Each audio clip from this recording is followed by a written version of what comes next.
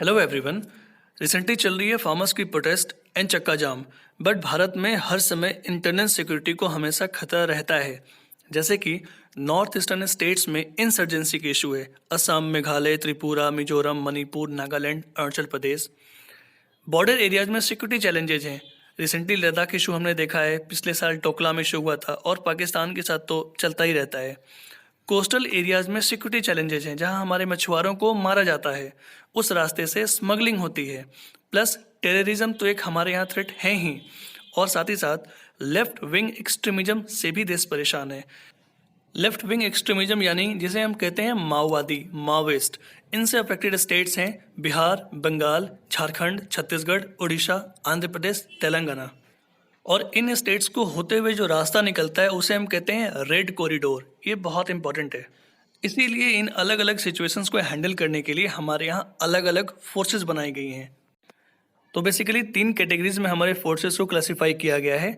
Indian arm forces के अंदर आती है the Indian army, the Indian air force, the Indian navy.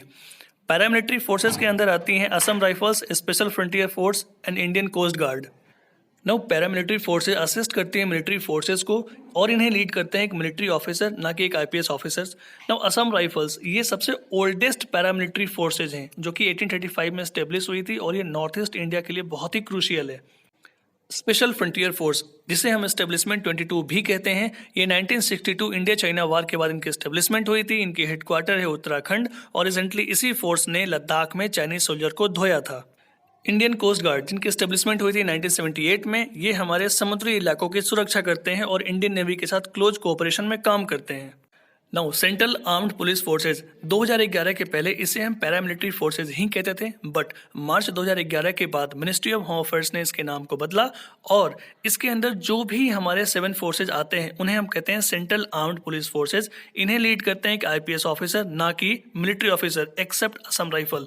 Assam rifle को लीड करते हैं एक military officer. Border security force BSF, ये 1965 इंडो पाकिस्तान वॉर के बाद इनकी एस्टेब्लिशमेंट हुई थी, और इन्हें कहते हैं first wall of defence of Indian territories.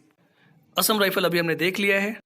CISF, central industrial security force, इनकी एस्टेब्लिशमेंट हुई थी 1969 में, और ये गवर्नमेंट के इंपॉर्टेंट स्ट्रक्चर्स की सुरक्षा प्रदान करते हैं, जैसे कि मेट्रो हो गई, न्यूक्लियर पावर स्टेशन हो गए, एयरपोर्ट्स हो गए, पावर प्लांट्स हो गए, या सेंसिटिव गवर्नमेंट बिल्डिंग्स हो गए।